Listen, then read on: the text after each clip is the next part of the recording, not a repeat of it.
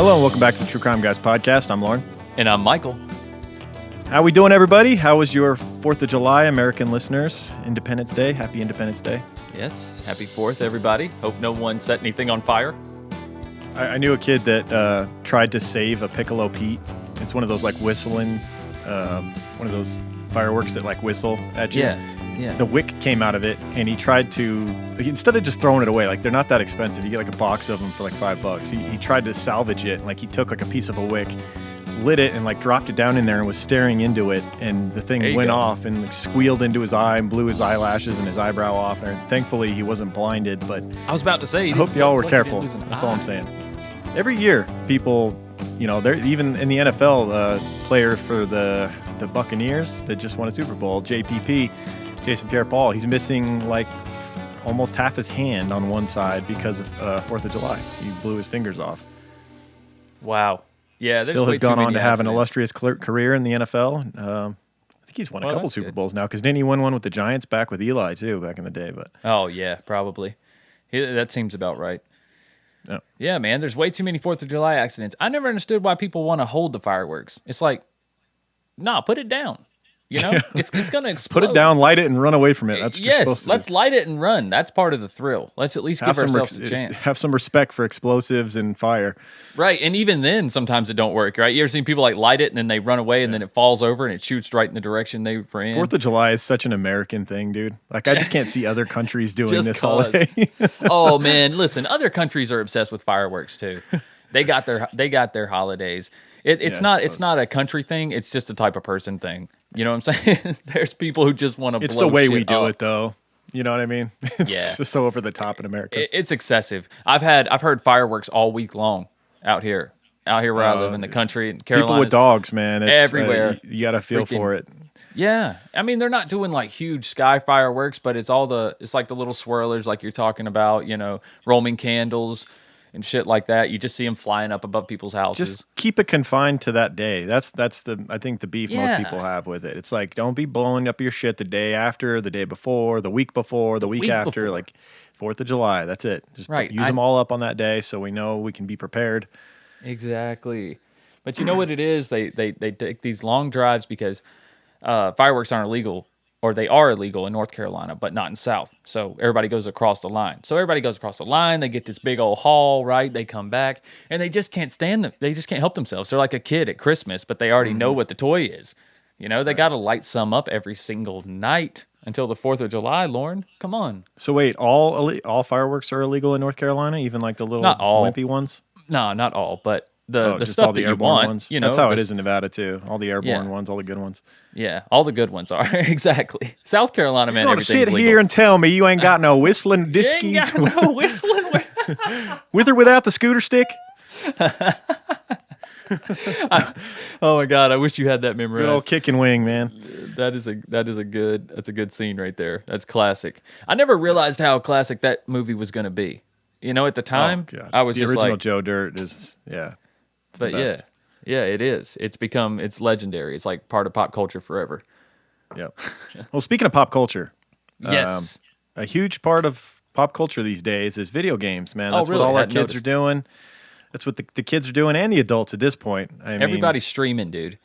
Everybody's a Twitch streamer. Everybody be gaming. You go outside, no one's outside. They're all online on Xbox or PlayStation or PC. I know video gaming was a large part of my life growing up as well. I played a lot of video games growing up. My Xbox is dusty and in the closet these days. Right. But that's just because I moved to the mountains. My internet's terrible, so it's the main reason. Yeah, I keep lagging. Can't lag on Call of Duty, bro. Can't lag when you're playing your friends online in Madden. Nah, can't have that. Yeah. There's an undeniable draw to them. I don't know. Have you ever been addicted to a video game? Absolutely. Call of Duty Modern Warfare 2. Oh, that was one of mine. That was one of my addictions as well. I want to say 2010, somewhere around there. It came out, and absolutely obsessed with it, bro. I'd go home on lunch. I lived like 5 minutes from I worked at this automotive shop at the time. I worked 5 minutes from home. I would come home on lunch, and instead of eat, I would play Call of Duty. Like that's so funny, dude. That's the Call of Duty that I was obsessed with as well. Dude, the first noob tubes. I had broken my foot at the time. I was doing Muay Thai at the time. I broke my foot. I had surgery. I had a plate put in my foot, and I was posted up. It was actually on like pain pills, and all I would do is just play that game 24/7 while I was healing. And I mean, I got really good while after having surgery and having all that time on my hands. I was like playing as much as teenage kids do on summer break, and I got really good. Yeah, it's once you learn those maps. Yeah, and you can get way too serious. I'm not going to say this episode is not about getting detached from like the detachment from reality. We're not going to have that conversation that all the media has had about our video games making our children violent. Right. That's not what this case is. This is just mainly about kids that are not even just kids, but just people in general that got way too obsessed with their video games to the extent where several of these cases, this is a mashup episode, several of these cases, the people, when someone tried to take their game away from them or something along those lines, that's what I was going to say. It's a life or death situation at that point. The violence really comes from the addiction to the video games, not so much the violence that's in the video games. I think that's where people get it twisted. It's not that they were angry and decided to act out what they do in the video game. It's the fact that they were angry and fiending to play a video game, get back to that. And then some might argue, there was no confusion on the part of these killers as far as like they knew what they were doing. They knew they were in reality, not in virtual reality. They were not acting out their GTA fantasies. They were well aware of what they were doing, but they had to get back to their game, and something was interrupting that, and that's why they had to, in their mind, take the action they had to do. For the most part, most of these cases, there is a case that was suggested us at the end that is going to be the finale of this mashup, where it was just an example of what can happen when you meet someone online and you meet with them face to face versus their online persona. Absolutely. Be very careful because it's not always the same thing. It's a bit of a catfishing situation at the end here, but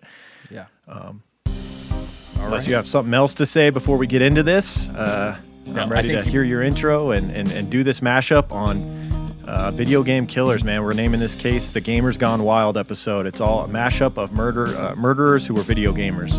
All right, let's do it. Hey, Dad, here's your gun. Take it. I stand well aware of the choice I'm making. Nothing goes unless you say so. All I wanna do is play some Halo. Hey, Dad, here's your gun. Take it. I stand well aware of the choice I'm making. Nothing goes unless you say so. All I wanna do is play some Halo. Hey, Dad, here's your gun. Take it. I stand well aware of the choice I'm making. Nothing goes unless you say so. All I wanna do is play some Halo. Hey, Dad, Hey, Dad.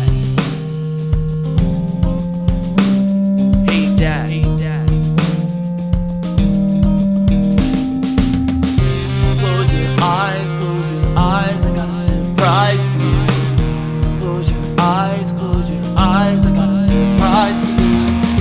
Close your eyes, I got a surprise for you.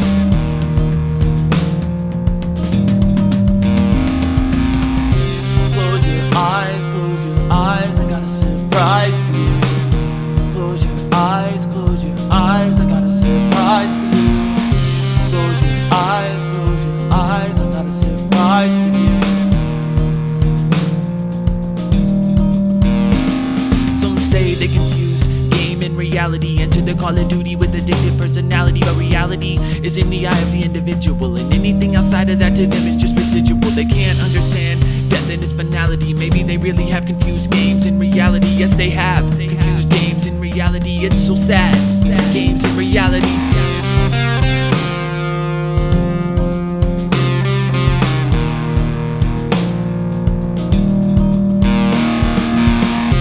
Close your eyes, I got a surprise for you. Close your eyes, I got a surprise for you. Close your eyes, I got a surprise for you.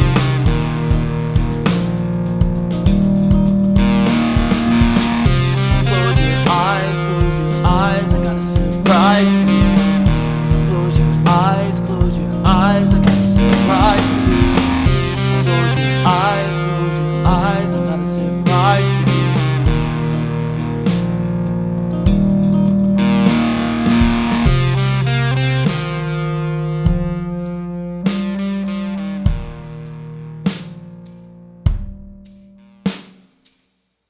All right, for our case this week, we have a mashup, as we mentioned, of video gamers that murdered. And naturally, with there being 4 or 5 different cases here, there was different motives in each one. Right.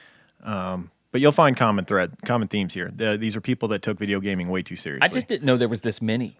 Were you not surprised at that? I didn't even have to look that hard to find this many. I know. Honestly, this could probably be a new Freeway Killer series episode, like series type of thing. Yes. Like this could be like the Lotto series. Like we went into it thinking, oh, we'll do an episode of different lottery, and then it turned out to be like 3 parts because there's just so many of them. Exactly. That's the same thing. Dude. There's a lot of gamers that killed. Yeah, we could probably do multiple mashups episodes. Yes, which is really sad. Really sad. Yeah. And these are so current too, you know? Yeah.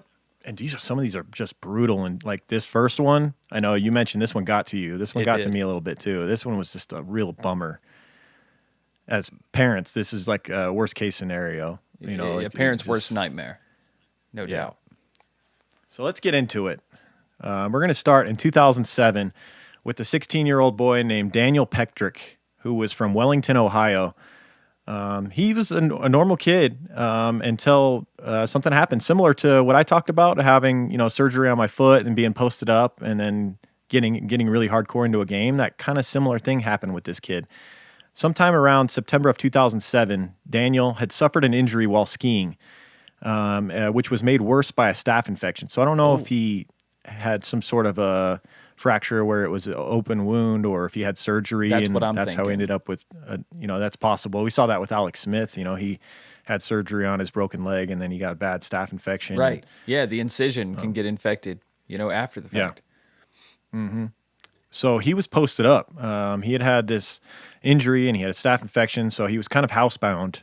He would go from his house to his friends' houses, but he wasn't really doing much playing outside at the time. No more skiing for a while. Right. And around this time was coincidentally when Halo 3 came out in 2007.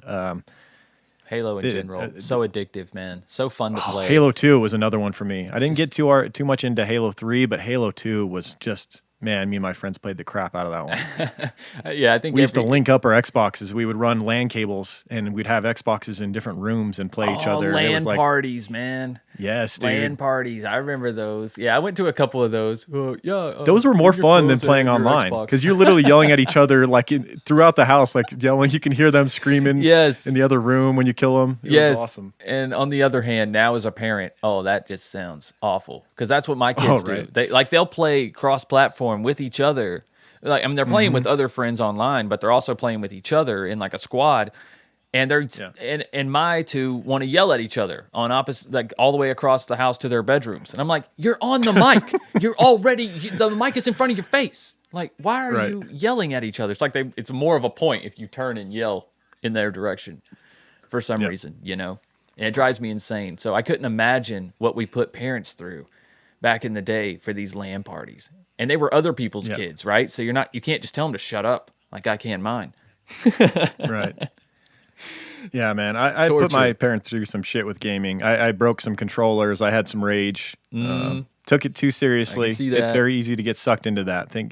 Caring far too much about this game that you're playing. Let me tell you a life hack, gamers. If you break a lot of controllers, you take a pillow and you put it like right in front of you somewhere on the floor, and that's your controller pillow. And you chuck that motherfucker right into it. That's what I did. I got tired of buying my own controllers, so I took a pillow and I just propped it up against my entertainment stand right there that my TV sat on. When I get mad, I just jump up and rifle that bitch right into the pillow. Poof. And then walk out. Oh, yeah. It feels good. And your controller's fine when you come back. Life hack. You're welcome, gamers. That's old school gaming for you. They need to just have little rubber like bumpers on all like the edges of the controllers to where they just kind of bounce when you throw them. Yeah. Just make the whole then you thing. Won't be back to buy those $60 controllers every time you break one. Oh God, yeah, exactly. It's all part of the gimmick. Yeah. So Daniel in Ohio in 2007, 16-year-old, he gets this injury. He's posted up because of this infection, and Halo 3 comes out. He plays it at his friend's house because he's not allowed to play, as we'll find out. His parents are not into the violent gaming thing. So he plays Halo 3 at his friend's house and became obsessed with it. Had to have it. Came home, told his parents. His father, Mark Petrick, was a minister at the New Life Assembly of God in Wellington. And both parents objected strongly to the idea of their son playing a violent video game and did not find it appropriate for him. Well, They were not into it. They really should have looked into this though. I mean, Halo it's violent, I guess, but it's so futuristic, and you're shooting aliens. Yeah. You know what I'm saying? And there's Yeah. it's about the best type of first person shooter you could play. So the fact that they wouldn't even let him play It's very this, sci-fi. yeah, it's very sci-fi. It's not like they're GTA. I can understand more. Right. It's all too real. You know, like you're shooting Yes. cops and like civilians and Right. picking up sex workers. And, like, it's yeah, different. yeah. I could see their objection there, but I wonder like how much they actually looked into this game. You know what I'm saying? Or they just heard him talking about it and they were just like, no. And I don't know. Could just be against video games altogether. I think they were generally it seemed as though they were okay with him playing video games, but not of any violent type. I don't know what, if they were okay with him playing sports games and like racing games, but just no violent games. That makes They were sense. very religious. So Mark told Daniel that if he were to buy any video games, violent video games whatsoever, that he would get rid of them. So warning his son to not bring those into the household.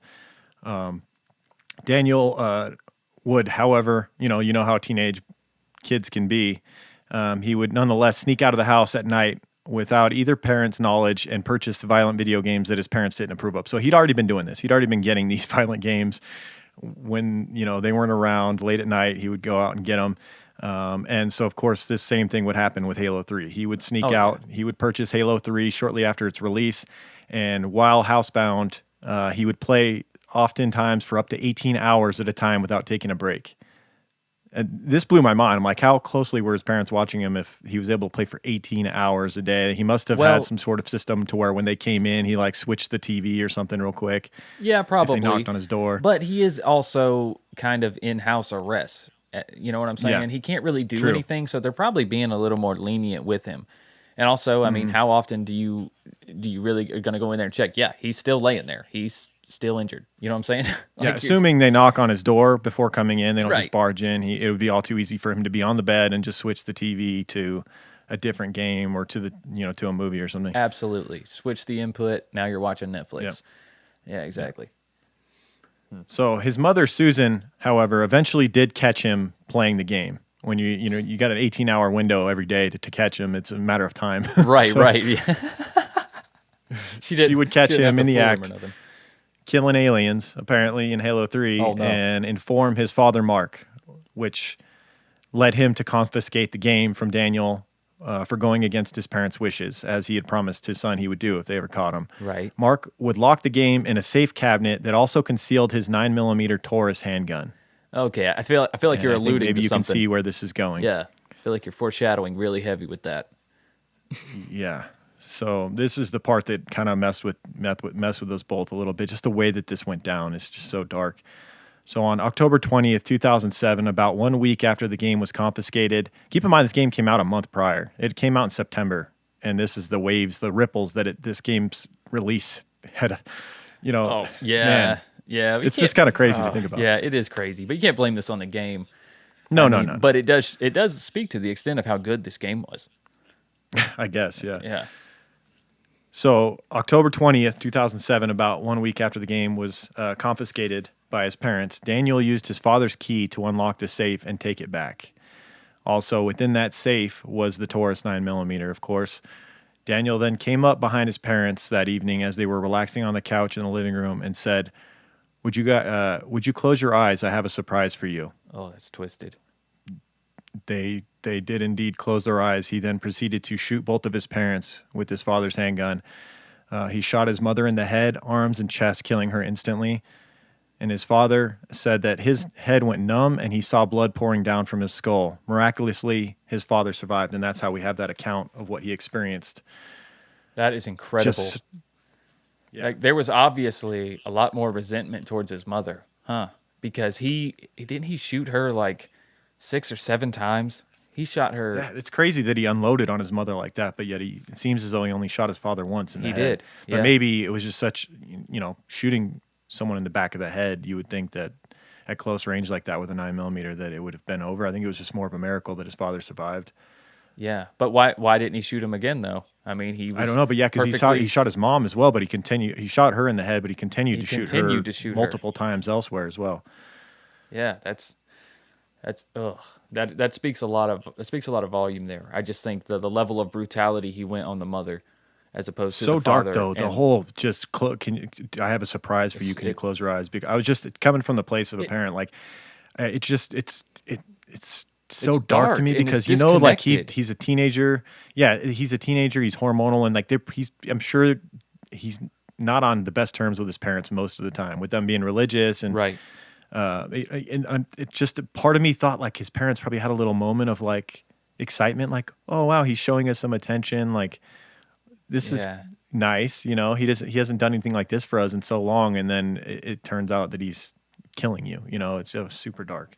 Yeah, it is dark, and like I said earlier, his disconnection from it, the coldness in which he did it, Yes. that's the most terrifying part. I mean, over a Hmm. video game, it's like your world is so small, you can't even disconnect from it long enough to realize these are your parents. These people are here forever. You're going to be into a new video game in 6 months, if that. Right. And Yeah. it's just it's terrifying. That's what's so terrifying about it. Honestly, Yep. it's the sudden snap, and I mean, you encounter these types of altercations with your teenagers, no matter what you believe. I don't care how like liberal you are or how conservative you are, whatever. You're gonna hit roadblocks with your kids, and Hmm. it's like you see this all the time. So many teenagers, they just react this way. It's terrifying, man. Yeah, I mean, how many cases have we seen in the past? The Menendez brothers. um, how you feel about Joe Pelly is Jeff Pelly, sorry, Jeff Pelly. Yeah, I know there's a lot come out that people think he's innocent now and stuff. I haven't yeah. There's some pretty good dove evidence back into towards it, the new apparently. evidence regarding that, but like we've seen these cases before where Yeah. something happens where a parent takes something away from their children when they're in this hormonal age in their teen years, and they clearly overreact. And Yeah, this they is can't live just another without it. example of that. They can't live without Yeah, that right now. exactly. Scary. This is another part that was pretty dark. In court, his father would testify that Daniel shot both him and his wife. Obviously, his parents. He tried to make the event look like a murder suicide by placing the gun in his father's hand while saying to him, "Hey, Dad, here's your gun. Take it." Fuck, that's dark. Wow. Yeah, I don't even. I didn't know he said that to his dad. Hey, Dad, here's your gun. Take it. His dad was conscious this whole time, right? These little right. To the extent that he flashbacks. actually remembers him saying that, man, that's crazy. How do you recover from that and look at your son again as a father? I don't know. There's no way you can look at him the same, right? I mean, but you No. have to still love him, and you see your wife in him and stuff. It's like, oof. I mean, and then the son. I wonder how he plans to move forward, because he doesn't get life, does he? Because he's still, Well, he gets like 20 something years, I believe. 23 years. We'll get to that. yeah. So he shoots his parents. He puts the gun in his father's hand to try and make it look as though it was a murder suicide. And his plan is to say that, his parents got into this big fight and he witnessed this going down. A few minutes later, however, it was bad timing for him because his sister and her husband, Heidi and Andrew Archer, came over. They showed up to the house as he was about to leave after he had just done this, because they had plans with watching a baseball game with her parents, with Right. his parents as well. And Daniel would run into them at the front door and say that they shouldn't come in because they had, the parents had been fighting. However, they heard groaning and pushed their way through to see the aftermath of the shooting. They heard I'm guessing, Heidi must have heard her father moaning in the home, and she would come in and discover this just absolute mess and call the police before they could the police could get there. Though Daniel made a run for it, got to the family's van, and drove off with the Halo 3 game in the passenger seat. Wow, he's still got his eyes on the prize, man. Seriously, That is man, like he's so got to get 10 scary. more minutes of gaming in before Yeah, the what the police fuck catch is your up with him. plan? Like you're you're gonna crash the van into an alley, get out and run, and quickly find someone with a PlayStation, and throw it. Like, Right. what is your end game here, kid? Yeah. It just goes to show you, man, that kid ain't been out in a while. His world got real small, real small. So, of course, the police would catch up with him, force him out of the van via roadblock, and when they were arresting him, he yelled, "My dad shot my mom." Yeah, then shot himself in the back of the head. That's crazy. Yeah, of course, right. That's how murder suicides go. So his trial was held on December 15, 2008. His defense attorney, James Kersey, claimed that because of the enormous amount of stress put on him due to his severe infection, Daniel was much more susceptible to being influenced by the game. He argued that Daniel was not in the right state of mind to understand the finality of shooting his parents. I'll agree with that That's part. the one thing that is frustrating about all these cases is that the defense attorneys always try to use that defense. It's like, he got confused between reality and the game. They always do that. Was it a whether brain has infection, bro? Because otherwise, it ain't affecting that shit. Yeah, he knew damn well that he was not in Halo 3 when he did this. And Yes. he knew damn well what he was doing. He was getting rid of his parents so that he could play his game. And it was simple as that. That is as far as he thought about it. The defense attorney argued that he had been playing the game so long that he did not comprehend the fact that death was real and permanent. The prosecuting attorney disagreed and said that Daniel showed no remorse for his actions and that he had tried to set up the shootings as suicide by placing the gun in his father's hand, Yep. which showed, a premeditated aspect to it. Daniel would be found guilty of murder, and the judge sentenced him to life in prison with the possibility of parole after 23 years, which was the minimum sentence that could have been given for that murder charge. So he's obviously young enough. He could get out at, 39 years old if he serves the full 23. Right.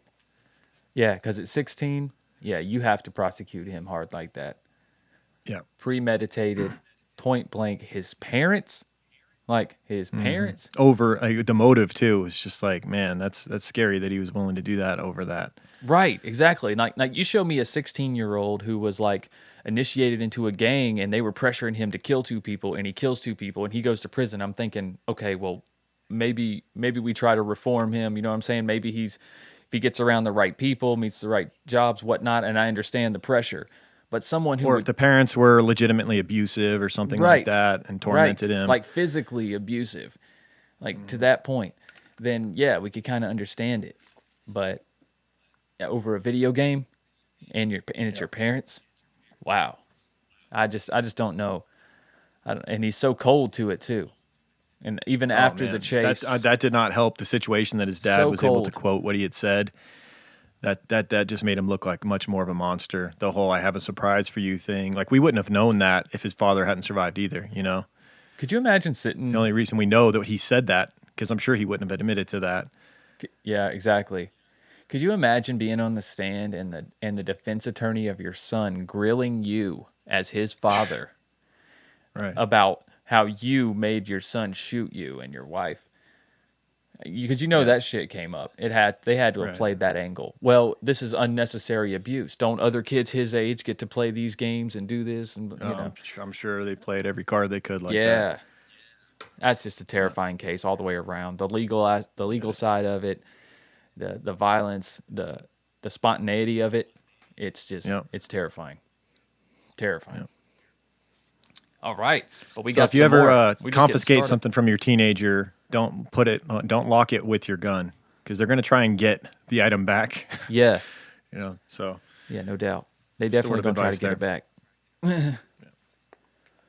So let's move on to the next one. I called this case Real World of Warcraft. In 2007, 13-year-old Din Don from Hanoi, Vietnam, was immersed in the immensely popular MMO game World of Warcraft. If you're not privy to what MMO is, if you're not in the gaming scene, it's a massively multiplayer online game. So it's super immersive. Anybody that knows anything about video games knows about World of Warcraft. Yes. It might be the number one example of a game that takes over your life. It is. Yeah. There's people who literally would rather live their life in World of Warcraft than the real world. Like, I think there's the whole South Park episode about it. That guy that's just obsessed. All he does is yeah. I mean, it's ever changing. It's ever expanding. There's constant updates. It's to the point that you have to pay a monthly subscription, right? I'm pretty sure you have to pay. Which plays into this case. That is what this case is about, is the monthly subscription. The money, right? I'm sure it's not cheap, because this game is in depth. I mean, and not only that, there's money aspects in these games too. There's people who like will level up characters and then sell that character for There's hundreds, people that maybe perform thousands of for dollars. crowds of people online, digitally on there. There's like people who hold concerts in the game as their character, and they like play music over their microphone and stuff. And there's like a bunch of people like showed up for the like. It's pretty insane how immersive that game is. It really is. It is a whole world. It's a whole world. Yes. So yeah, this one's going to be interesting. I don't know how popular it is anymore, but man, for a long time it's still there, bro. PC gaming. Oh yeah, it's not going anywhere. It's just one of the. This it's was like 2007 Minecraft. that we're talking about here. Yeah, it hasn't slowed 14 down. years ago. The diehards are still playing it, man. Yeah. So this 13-year-old Din Don from Vietnam was just completely obsessed with this game in 2007. His only problem was he had no money. And World of Warcraft, as we briefly mentioned, requires a monthly subscription in order to continue playing.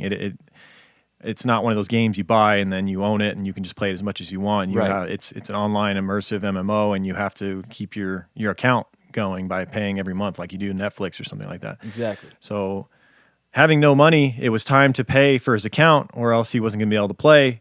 He needed to come up with some money. He improvised. Keep in mind, this kid is 13.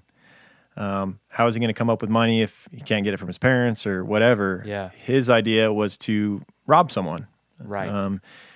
So he sets out and he brings, for whatever reason, a length of rope with him to commit this robbery. I guess he couldn't find any other weapon or whatever to hold someone up. Yeah.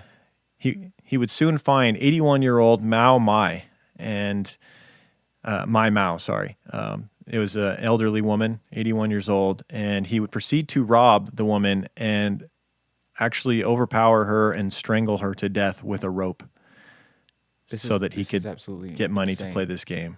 Like, kid, why didn't you just rob a store? Why not try that first and then go sell the thing at a pawn shop like a normal kid that robs for the first time? What in the haberdasheries? Why are you going to go try to rob a person? And strangle, dude. You don't need to strangle an 81-year-old woman to get her money, right?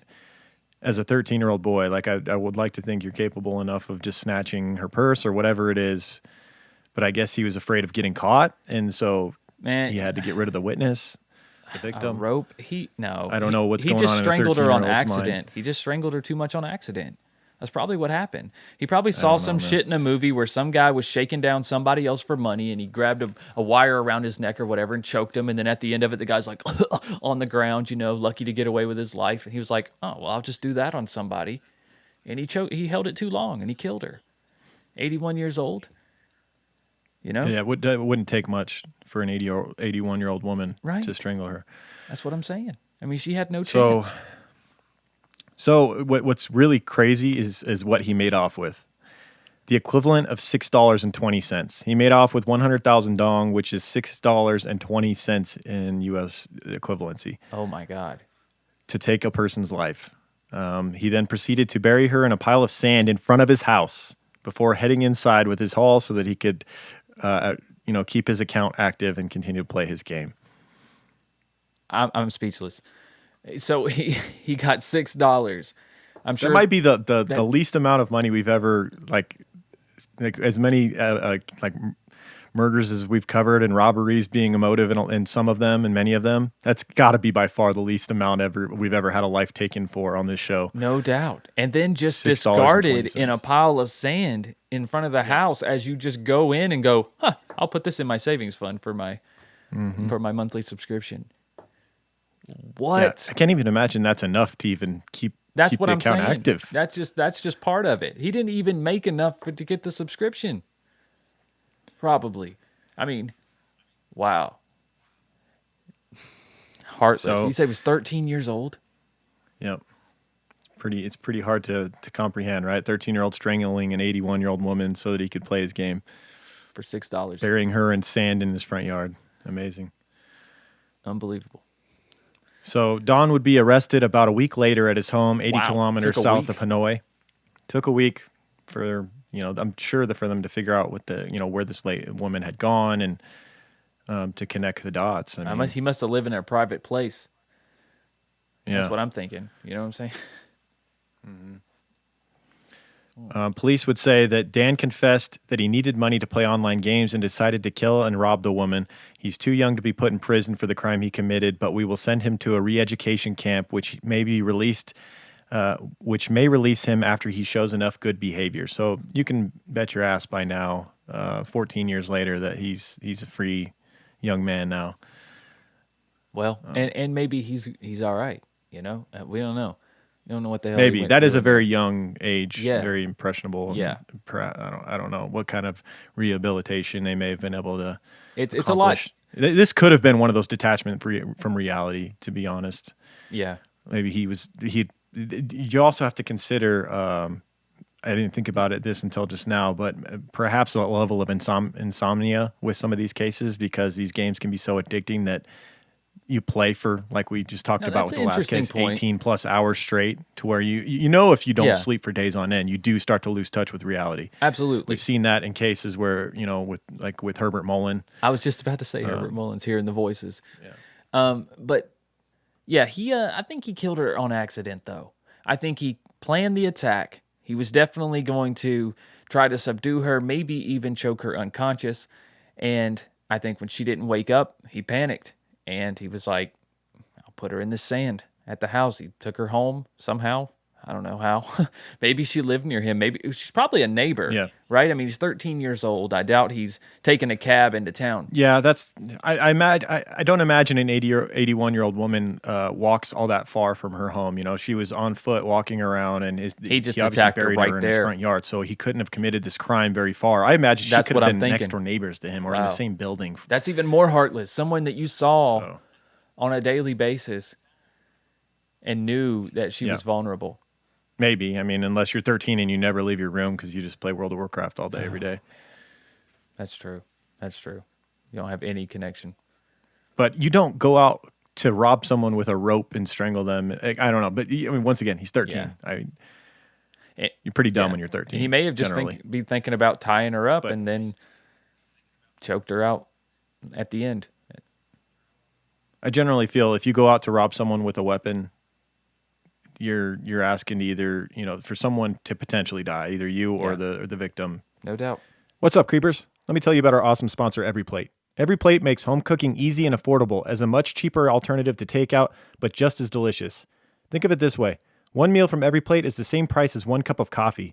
Getting dinner on the table daily used to be a challenge. Now let EveryPlate plan, shop, and deliver everything you need to cook a delicious meal at a delightful price. Recipes come together in about 30 minutes.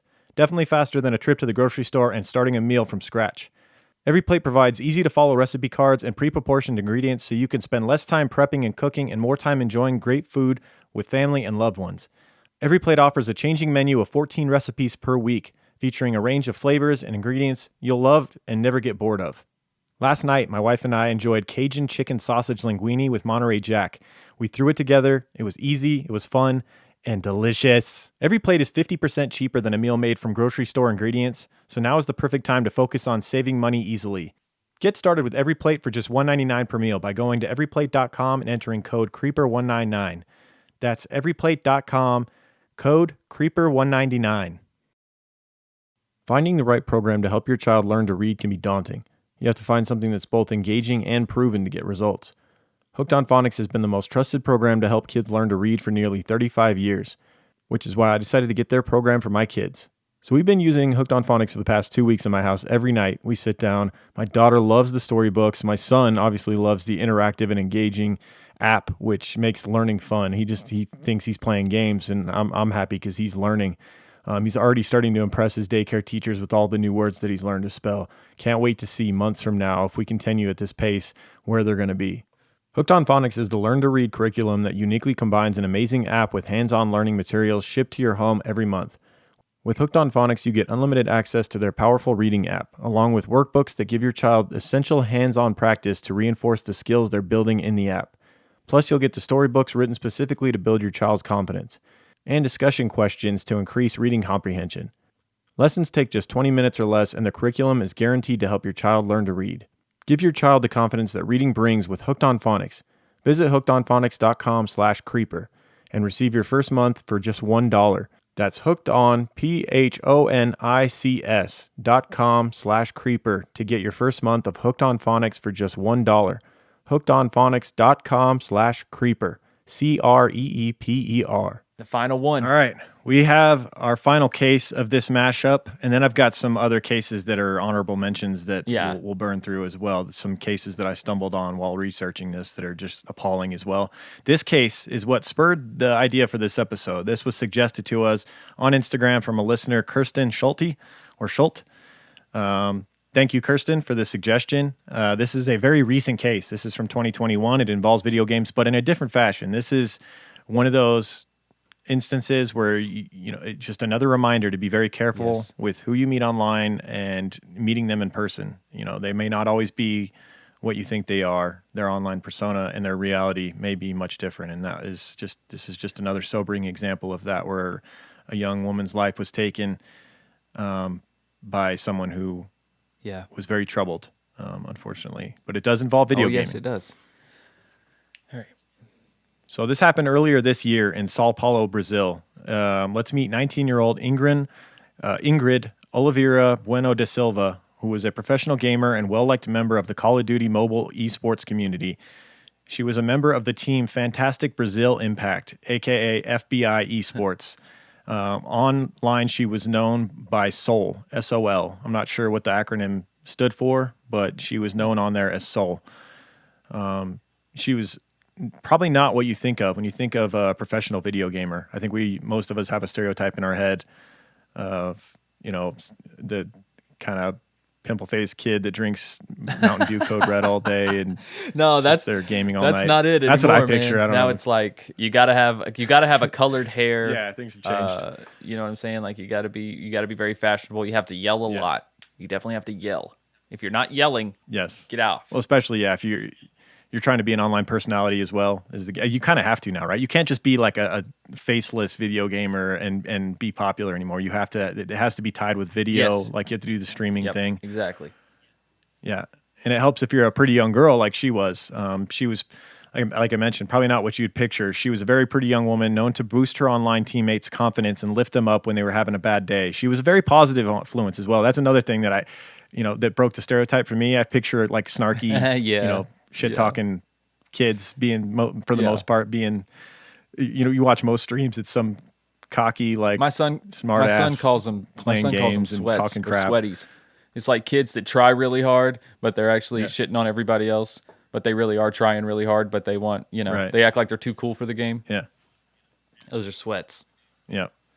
That was not Oliveira. She was on a team, a professional gaming team for Call of Duty Mobile, and she was the one that was boosting up her teammates and lifting their spirits. And unfortunately, in January of 2021, earlier this year, she met a professional gamer who also was known in the Call of Duty mobile esports scene, was on a rival team, 18-year-old Guilherme Alves Costa. We're just going to go with Costa because that first name, I don't know how that would be pronounced in Portuguese.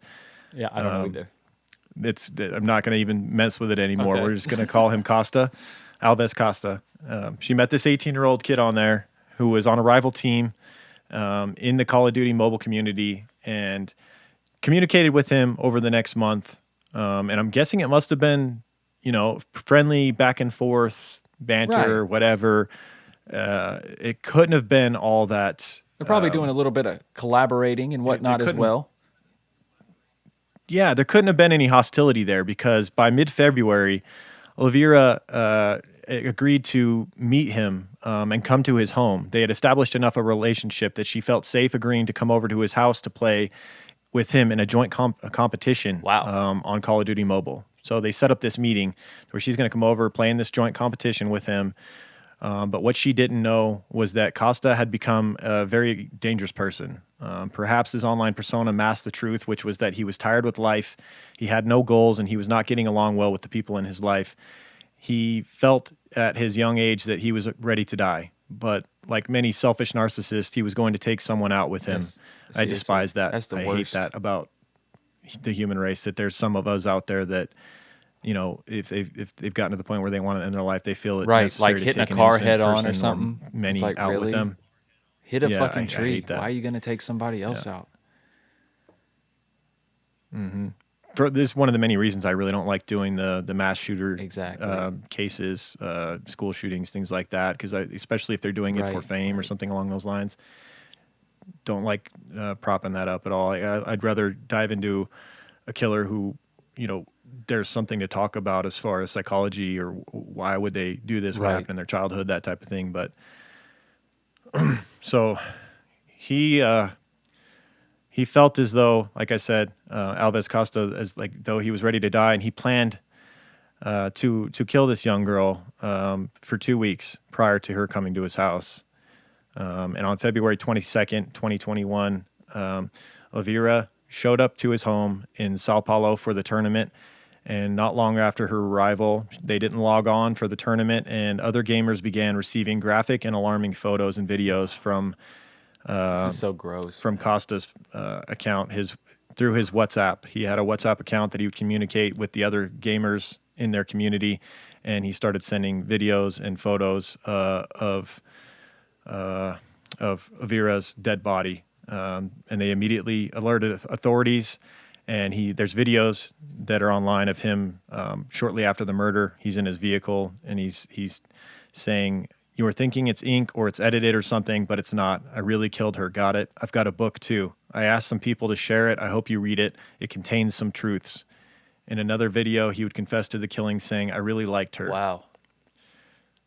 That's what's like that. He just That wanted to just be drives me famous, nuts, dude. He right? just Like wanted to he be liked infamous. He her. was ready to die, and he was like, "Have I done enough to be remembered? Let's make sure." That's what this selfish son of a bitch just did, dude.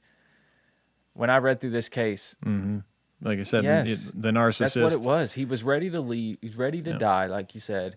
He didn't want to be around anymore, but he also was too narcissistic to just go out on his accomplishments and what he had done as just being a Call of Duty gamer or whatever. So he had to take out someone who was probably at the level he aspired to be. You know what I'm saying? And then therefore now, Right. boom, you just stole her spotlight. Now every time somebody Googles that name forever, it's going to come up with his dumbass there as taking her life. You know, it's going to overshadow everything that she Yeah. did and that he did. And the irony is he didn't even go through with killing himself either. So the book that he mentioned was a 52-page manifesto in which he explained why he committed the murder. He said the biggest contributing factors as to why he killed her was that he had no direction in his life, his inability to connect with others, How and is he that was her tired of fault? life. So that's not a motive to kill a young, beautiful, bright young woman who did nothing to you but be nice to you. That's your reasoning for killing her, is because you were fed up Right? with your Your life fucking could have pathetic actually life? gotten better. Maybe if you collaborated and actually went through with this. Seriously, right? Who knows what would have happened if you put a little bit more positivity out there, So if he what would about have tried a little bit what rather about this than just book? sulking. Has it And been published? Who has it? The cops have it?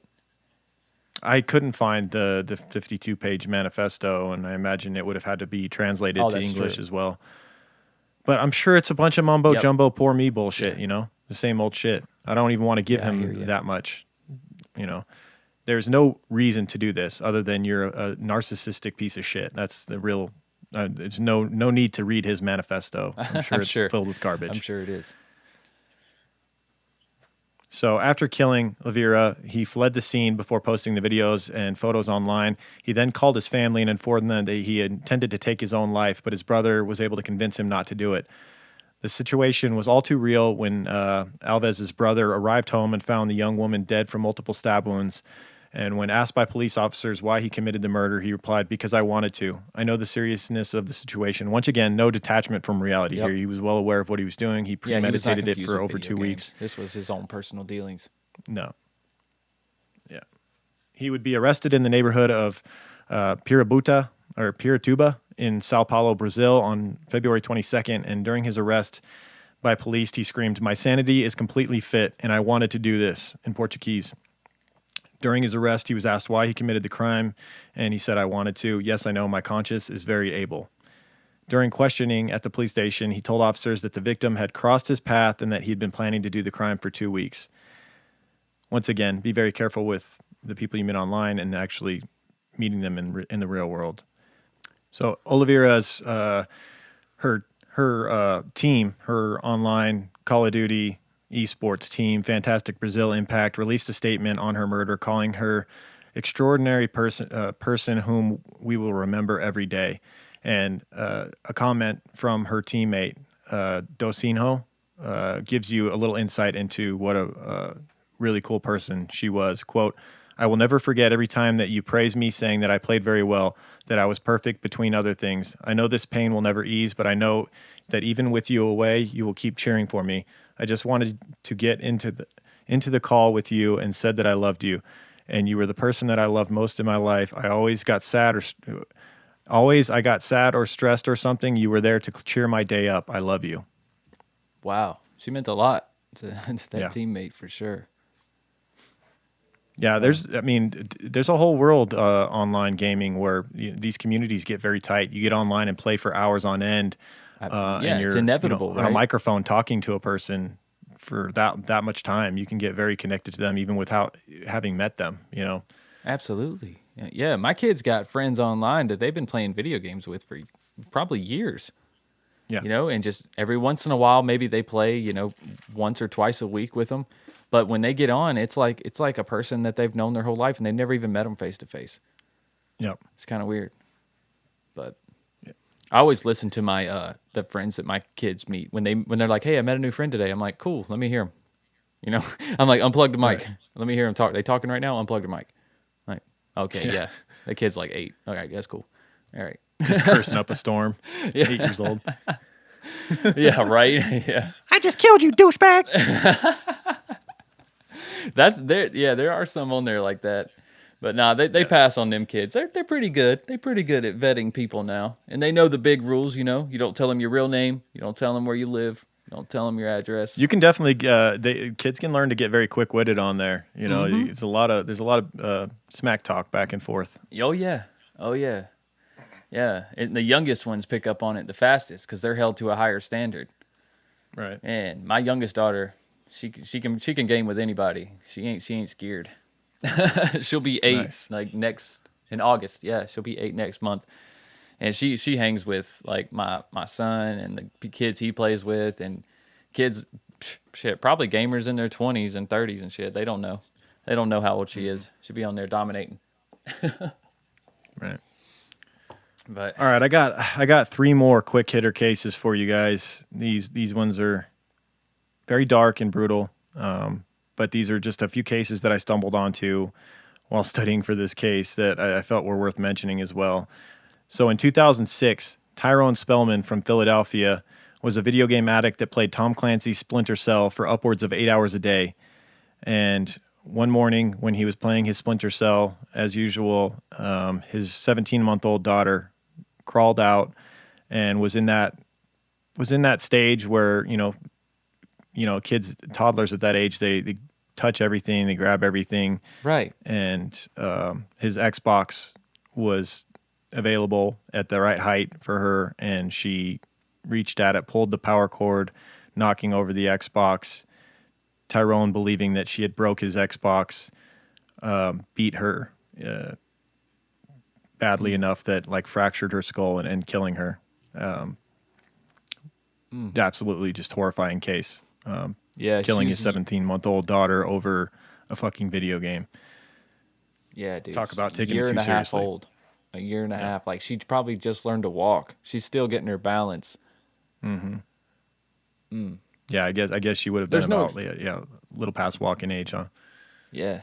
Yep. Depending on development, I don't know. Most kids walk around a year, apparently, I'd there had say. been an incident a week prior where her arm had been injured, and CPS didn't apparently go far enough with it. There was I don't know how much the mother was protecting Tyrone, because apparently this was an ongoing thing where he was abusive, and this just was an example of it going too far, which is inevitable. If you have an abusive parent to that extent, one day they're just going to go too far, which this was the case. Yep. That's awful. Yeah. Yeah. All right. Let's hit us with a couple more of these awful ones, Lauren. Great way to end it. All right. This next one's a little more fun, even though there is a death in it. It's a little different. So in Russia in 2007, we call this one Platinum versus the Ku Klux Klan, which is a play on words there, which is obviously Obviously. not very cool because No, not very you can cool see at where it all. derives from. It's with C's. Cool clocks. Clocks like Yeah. ticking clocks clan. Mm-hmm. Yeah, very creative. So these two online gaming clans of people, there was an older group. There was like a group that were in their 30s, headed up Yeah. by Albert, who was 33. This is a Russian story, so there's not a ton of details. All we have to work with is that Albert was 33, and they were playing a game called Lineage 2, which was apparently very popular in Russia at the time. And Albert's group was made up mostly of experienced gamers over 30 years old. And at the end of December, they had a bit of an online rumble with a tastefully entitled Ku Klux Klan, another group mainly of students that were in their 20s. So it was a younger group of dudes, obviously with they're coming up with an immature name for their clan like Ku Klux. Yeah. And apparently, one of the people in the Ku Klux Klan was killed by a member of the Platinum Clan. And this started this in the video ongoing game, beef. not in real life. Yeah, in the video game, and apparently that was a faux pas. You weren't like it was not cool to like kill one of the other group's characters in the game. Mm-hmm. This led to an ongoing dispute between the groups online, and actually, at a certain point, Albert called out a member from the other group and said, if you're so tough, let's meet in real life, and actually had an arranged meeting in the real world in Russia, in which Albert was beaten badly and died from his injuries on the way to the hospital. And the 22-year-old, which is remained unnamed, apparently showed why. no remorse. He showed no remorse. I don't know what kind of like as far as like the public record laws are in Russia, but I mean, he's 22. I looked around. There's not much out there on this case. Wow.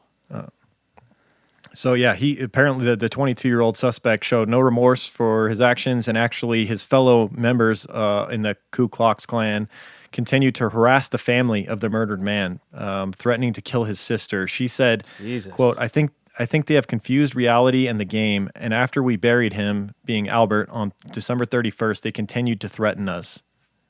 Yeah, they definitely confuse.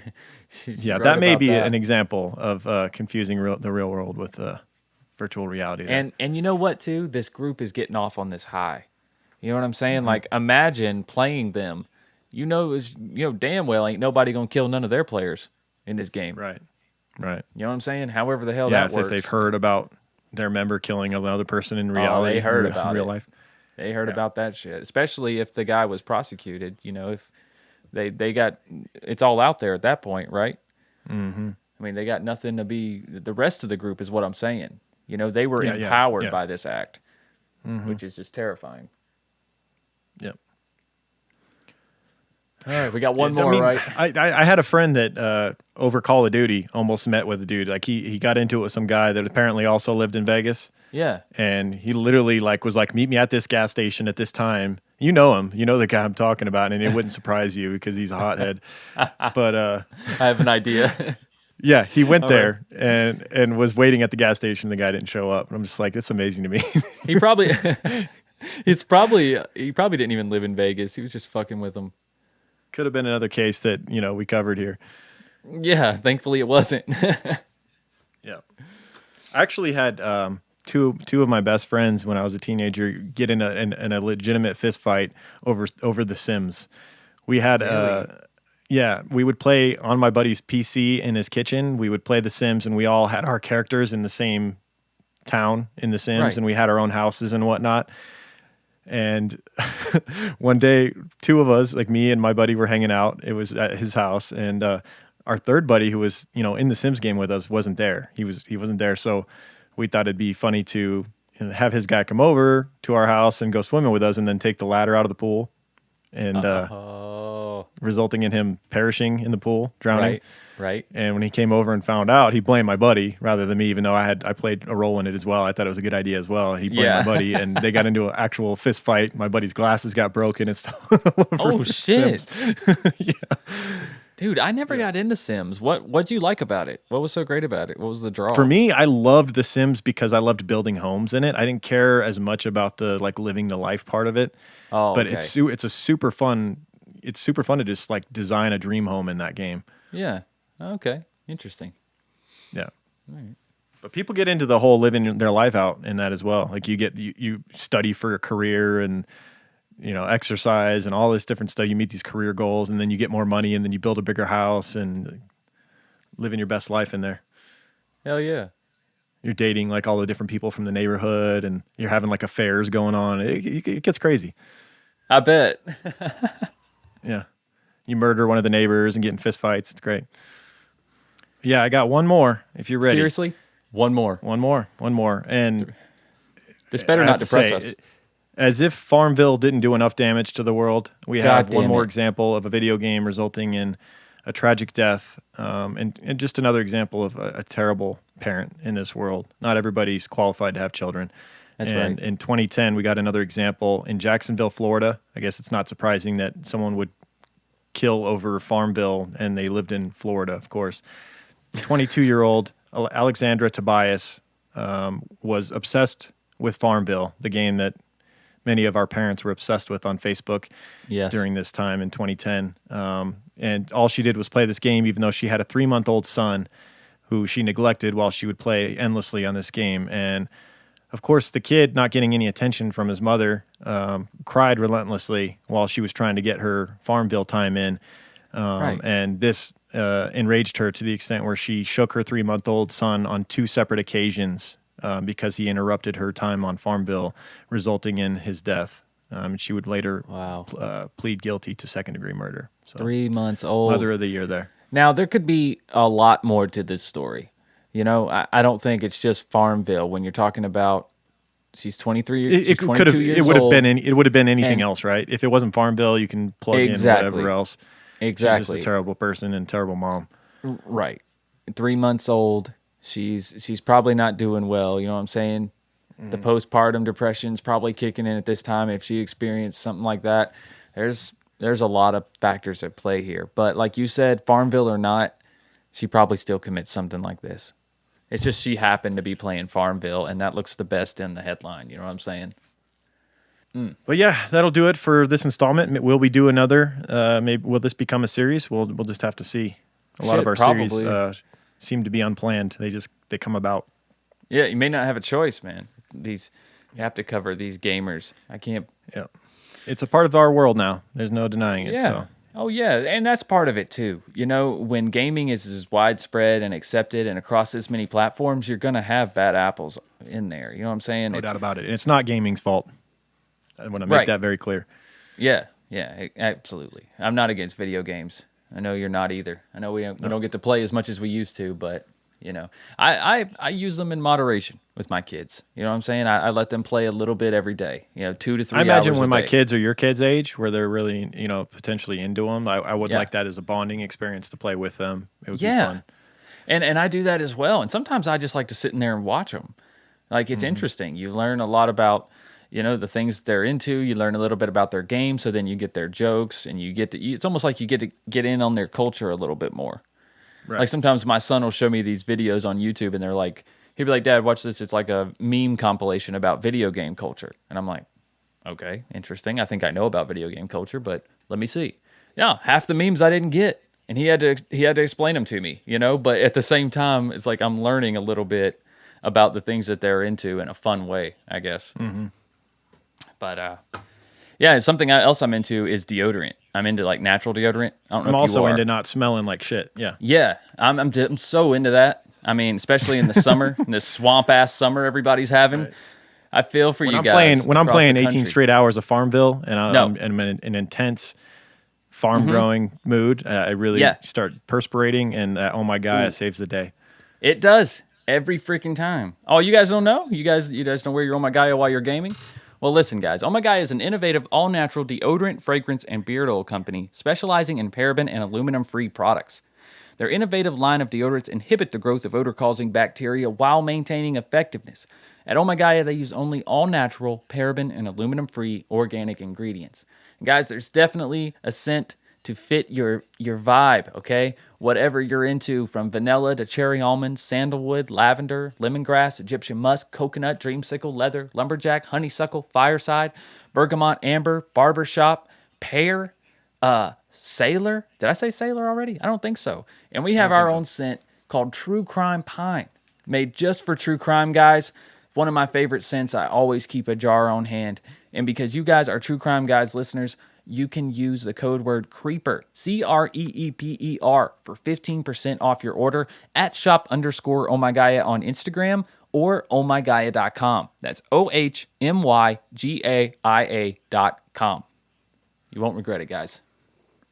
All right. And I want to say thank you to those of you who have gone and rated and reviewed the podcast on Absolutely. iTunes. It means a lot. And so let's say thank you to, we got AJ Jackie in Great Britain said, great show, always a laugh, brilliant hosts who work well together and put a smile on my face with their banter, top show, fire emojis. Thank you, Thanks, sir. AJ. Appreciate that.